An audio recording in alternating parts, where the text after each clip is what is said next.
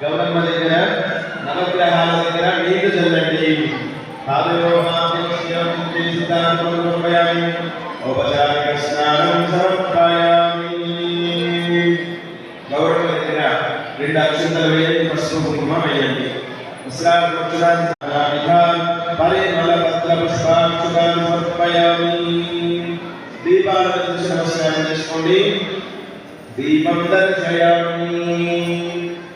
ఒక అరటి పండుని కొంచెం పొట్టు తీసి గౌరమ్మ దగ్గర పెట్టండి. ఒక అరటి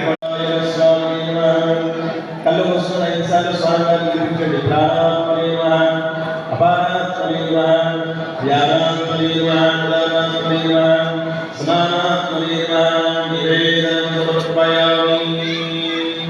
నెయ్యి దీపాన్ని స్వామికి హారతిగా చూపించండి.